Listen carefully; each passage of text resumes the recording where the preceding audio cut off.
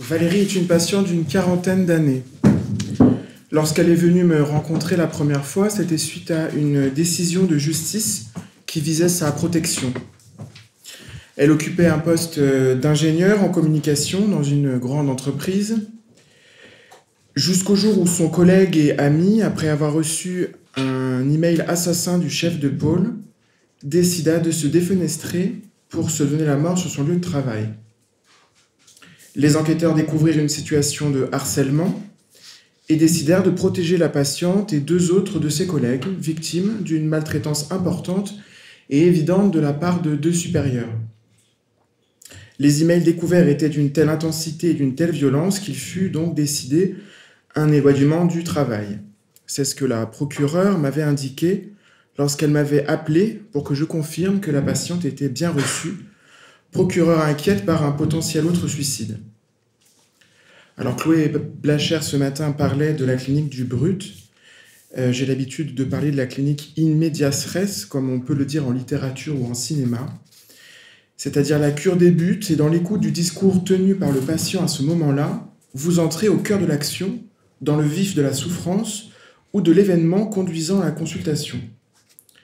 Valérie, effondrée par la mort de son camarade, commence sa psychothérapie avec une séance quotidienne et je note 3 points principaux. Premièrement, le délaissement manifeste de sa présentation. Elle ne se lavait plus et elle portait le même jogging pour dormir, pour être à la maison et pour sortir. Lorsqu'elle cherchait son portefeuille dans ses poches, des croquettes de chien tombaient par terre et elle avait toujours de la boue jusqu'aux genoux car occupait ces après-midi à promener son animal de compagnie dans les forêts à proximité. L'odeur et la saleté qu'elle laissait dans mon cabinet après son passage m'avaient même poussé à ne plus prendre de rendez-vous après elle, afin de garantir du temps pour le nettoyage et pour l'aération de l'espace. C'est son rapport à l'alimentation, au sommeil et aux autres besoins fondamentaux qui avait justifié cette fréquence de rendez-vous importante. Elle reconnut plus tard d'ailleurs que cette rythmie avait contribué à maintenir chez elle un cadre et une organisation dans le temps. Deuxièmement, son envie suicidaire et un certain épuisement. Elle culpabilisait de ne pas avoir réussi à sauver son amie et de ne pas avoir été efficace dans ses tentatives pour lancer l'alerte. Pourtant, sur la fin, elle avait fait ce qu'elle n'avait jamais réussi à faire précédemment dans sa vie, c'est-à-dire se défendre. Un papier était sorti grâce à elle dans Mediapart. Elle avait envoyé plusieurs courriers aux ressources humaines et à la direction pour dénoncer certains faits. En séance, elle avait d'emblée placé les événements dans lesquels elle était prise à la suite d'une longue lignée d'autres éléments, lignée débutant tôt dans son enfance. De cette chaîne, faite de violence et d'agression, c'est la première fois qu'elle avait tenté de se défendre. Enfin, vous l'avez compris, de défendre son collègue sans véritablement prendre la mesure de ce qu'elle vivait elle aussi. Troisième point que je notais, c'était la place qu'elle donnait aux réseaux sociaux. Elle passait son temps à scroller les feeds d'actualité sur Facebook, Twitter, LinkedIn et YouTube. Elle avait toujours son téléphone en main et en partant à la fin des séances, elle vérifiait systématiquement qu'elle ne l'oubliait pas, son téléphone. C'est l'examen de ces manifestations qui avait révélé cette accroche. Un jour, en allant la chercher en salle d'attente, je la découvris à garde, les yeux figés sur son écran. Il m'a semblé important d'examiner cette consommation visuelle. Que regardiez-vous ? Avant d'associer librement la règle fondamentale, installez-vous et décrivez ce fil d'actualité. Elle dit alors : les photos de vacances de mon meilleur ami, une recette de cake facile au micro-ondes, une vidéo d'enfants désemparés dans les ruines à Bagdad, une vidéo drôle avec des bébés chats, une dispute violente entre un antivax et des soignants, le post d'une collègue fière de sa promotion, une photo montrant des corps alignés recouverts de draps blancs près de l'aéroport de Kaboul, et enfin une vidéo drôle de la nièce essayant de manger des petits pois avec une fourchette. Pourquoi ces points sont-ils importants ? Comment cette clinique s'articule-t-elle avec la question du traumatisme et quels sont les éléments qui pourraient être retenus pour la conduite des cures ? Au risque de faire répétition, je vais rappeler une dimension théorique centrale pour comprendre mon articulation. Dans la métapsychologie freudienne du traumatisme, il y a 3 périodes. Le docteur Mendes, ce matin, a proposé une chronologie avec quatre temps. Vous allez voir que en fait, les 4 temps, je les ai fondus dans mes 2 premiers temps, et je rajouterai à ces 4 points l'avancée de 34. Premier temps, la théorisation entre 1895 et 1920, puis le tournant de 1920, puis l'avancée de 34. Entre 1995 et 1920, il y a 2 temps.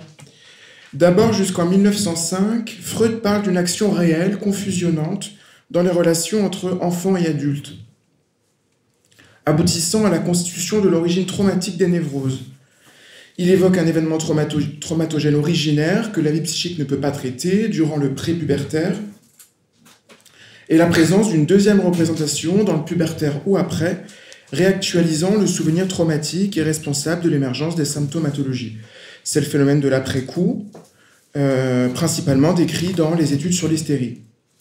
Après-coup, donc, qui permet à Freud de développer le concept de refoulement, de réminiscence, mais aussi d'économie psychique par le débordement des défenses du moi. Ensuite, jusque 1920, il abandonne sa neurotica, développe les théories sexuelles infantiles, relativise l'événement traumatique réel en donnant une place aux fantasmes inconscients et aux fantasmes originaires dans ce qui tisse la réalité psychique. À partir de 1920, et Dr Mendes a rappelé la question de la pulsion de mort ce matin, c'est un changement décisif avec l'individualisation par Freud de la compulsion de répétition. Il semble donc plus être question d'un excès d'excitation en lien avec un événement interne ou externe, mais d'un défaut de par-excitation. Qu'est-ce que ça veut dire? Ça dit que l'angoisse éprouvée n'est pas l'angoisse des castrations, mais c'est l'Iflosigkeit, la détresse primitive, cette détresse qui paralyse, c'est l'effroi devant le traumatisme, et on peut penser là à tout ce que disait Jean-Baptiste Leboui ce matin. C'est la détresse qui réactive des éprouvés primaires de passivité. Ce n'est pas la représentation qui est traumatique, c'est la passivité, qui déclenche d'ailleurs des mécanismes de défense qui visent la maîtrise pour atténuer les charges affectives. Autrement dit, on n'est plus dans le domaine du refoulement des représentations, mais bien dans celui de la non-inscription d'un événement dans le processus de représentation, c'est-à-dire dans la dimension symbolique. C'est quelque chose de cette trace non symbolisable qui se traduirait par des agirs compulsifs hors de toute réminiscence. La répétition est alors une tentative de guérison, de maîtrise rétroactive d'une passivité insupportable. Enfin, troisième tournant dans la métapsychologie freudienne du traumatisme, c'est dans l'homme moïsme et le monothéisme, à la suite des échanges avec Ferenczi, entre 27 et 33. Freud, en 34, du coup, envisage 2 destins au traumatisme. Un destin positif et organisateur de la personnalité, même dans les processus de répétition et de remémoration, et un destin négatif et désorganisateur, le traumatisme créant une enclave dans la vie psychique. Cette enclave serait le résultat d'un éprouvé de passivité toujours libre, du fait que la trace mnésique traumatique s'inscrirait dans la vie psychique comme trace absente, mobilisant du coup du moins toujours plus de défense. Qu'est-ce qu'on peut retenir? Comme disait Winnicott en 1965, ce qui fait traumatisme, ce n'est pas la qualité de l'événement vécu, ni son originalité. C'est pour ça que nous sommes tous si différents face aux événements potentiellement traumatogènes. C'est l'imprévu d'une rencontre avec quelque chose qui touche au réel de la mort, du vide, de la solitude. Ce qui est traumatique, c'est la situation de détresse ressentie par le sujet qui ne peut pas maîtriser, y compris face au fantasmatique éventuellement développé ensuite. Le traumatisme, surtout lorsqu'il est précoce, entraîne une expérience de ce qui n'a pu avoir lieu. C'est une expérience douloureuse négativante qui peut correspondre à ce que Bokanovsky a appelé l'autodéchirure dans le moi et dans la relation d'objet. Une fois qu'on a bien en tête ce fil au niveau théorique, qui va donc de l'étude d'un débordement des défenses de l'être à la recherche d'une réalité manquante, en passant entre les deux par la question du souvenir refoulé et de l'après-coup, on peut revenir à la clinique. lorsque Valérie a précisé « De toute façon, c'est comme ça depuis toujours, ça se répète ». Je lui ai demandé d'en dire plus. Entre ses 3 ans et ses 5 ans, elle était maltraitée par sa grande sœur de 10 ans, son aînée.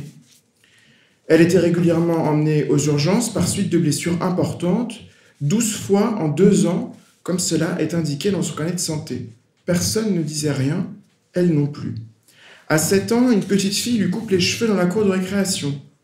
Elle ne dit rien parce que c'était sa seule copine, la maîtresse n'avait rien remarqué, et lorsqu'elle en avait parlé à sa mère le soir, celle-ci avait répondu « Ça te va bien aussi les cheveux courts ». Personne n'en dira plus rien, elle non plus. À 8 ans, elle fut giflée par sa grande sœur dans la nuit, car en trébuchant dans l'escalier pour aller aux toilettes, elle avait fait du bruit et l'avait réveillée.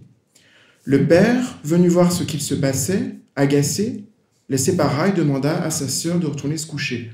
Lorsque Valérie avait précisé avoir été frappée, le père avait répondu « Valérie, il est 3 heures du matin, on peut dormir ?» Rien de plus ne fut dit, par elle non plus. À 13 ans, elle fut abusée par son plus jeune oncle. La mère était au courant, la grande sœur également, mais il fallut garder le secret pour ne pas énerver le père et parce que sinon la famille serait coupée en deux. On n'en parla plus, elle non plus, et le secret organisa depuis la relation familiale. Je ne vais pas développer le reste de l'anamnèse, vous aurez compris que c'est un enchaînement malheureux de personne ne dit rien, elle non plus. 30 ans d'un corps blessé, humilié, attaqué, et d'une vie psychique en souffrance, incapable de se défendre et empêtrée dans les silences et dans les secrets. C'est ça qui fit traumatisme, pas fondamentalement les événements, mais les silences et les secrets. Jusqu'à quand? Jusqu'à ce que l'autre, avec un grand A barré, ici la police, intervienne enfin pour la protéger, la sécuriser, et surtout pour dire stop. Parce qu'il n'est jamais trop tard, c'est aussi ça la clinique de l'espérance, elle débute une psychothérapie, et elle parle de son histoire, elle l'a dit, elle se révolte, elle se met en colère, elle se demande si elle ne peut pas commencer à construire en elle un moyen de se défendre. Vous comprendrez maintenant pourquoi ce rappel théorique de la métapsychologie freudienne du traumatisme était important. Ce qui fait traumatisme n'est pas l'événement en soi, même si ça participe, ni toujours fondamentalement on le dit, car parfois on se situe en deçà. Ce qui fait traumatisme, c'est une absence, un vide, et parfois une parole qui n'est pas dite. C'est une représentation qui manque à l'endroit de la passivité, et les manifestations symptomatologiques, la répétition, les agirs, visent une recherche de représentation. Ferenczi a bien développé comment le traumatisme peut naître du désaveu qui entoure un événement, du manque que cela laisse face à un éprouvé de passivité trop important pour l'être. La question qui se pose pour ces patients qui arrivent dans nos consultations, c'est donc d'abord, avant tout, la question de comment il est possible de passer de l'excitation à la mise en représentation. Lorsque j'examine le doom scrolling de Valérie sur les réseaux sociaux, et si je lui demande de dire à voix haute ce fil d'actualité, c'est pour mettre en association libre ce qu'elle cherche derrière cette excitation traumatogène. Sa nièce, c'est les petits pois, Bagdad, un cake au chocolat, anti-vax, vacances, Kaboul. Cette excitation omniprésente est toujours articulée à la question du traumatisme chez Freud et ses élèves, et on comprend pourquoi. Je pense que c'est à considérer comme un appel, rejoignant par là et la cartographie que vous avez vue ce matin et beaucoup des propos qui ont été développés.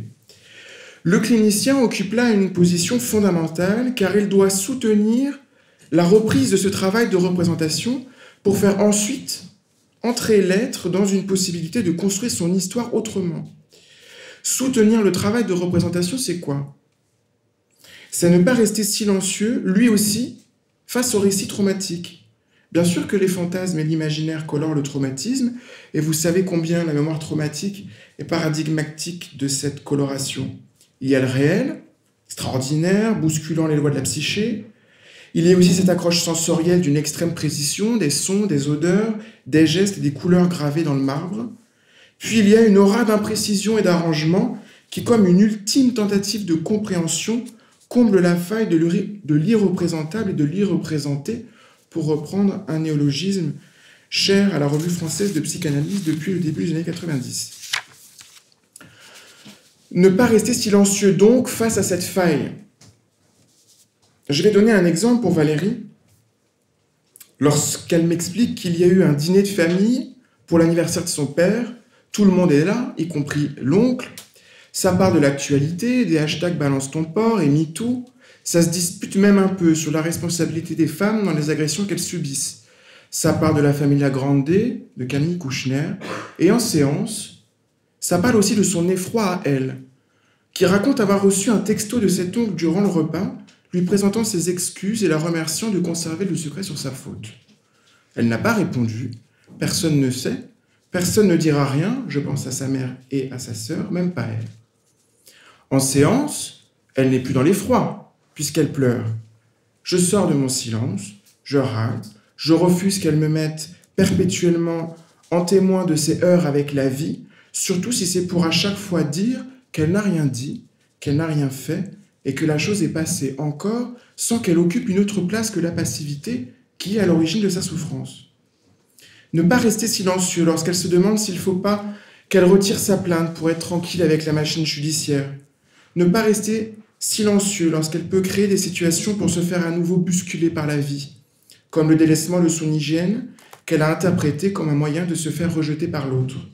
Ne pas rester silencieux lorsqu'elle recherche l'excitation de la répétition, mais qu'elle n'en profite pas pour aller au bout du travail de représentation, c'est-à-dire quand ça reste du côté de la jouissance et que par peur, elle n'ouvre pas la voie à un destin positif et organisateur du traumatisme. Pour finir, je dirais que le clinicien pourrait gagner à examiner, par exemple, finement l'utilisation des réseaux sociaux, mais aussi les secrets dans les familles, qui peuvent constituer des tâches aveugles et des puits d'angoisse à cause de cristallisation. Mettre en place un secret, c'est retenir une parole qui devrait être dite. C'est constituer un savoir dont on entend les vibrations, mais qui ne se représente pas. Si les silences et les secrets peuvent devenir traumatiques, c'est aussi parce qu'ils peuvent devenir organisateurs en contribuant à éviter les changements vécus comme menaçants. Une parole qui n'est pas dite, y compris par le clinicien donc, peut contribuer à maintenir une homéostasie, entérinant un choix impossible, dire et perdre une organisation, ou souffrir, mais être organisé. La psychanalyse offre cela, transformer les menaces en opportunités et en étapes constructives. Merci.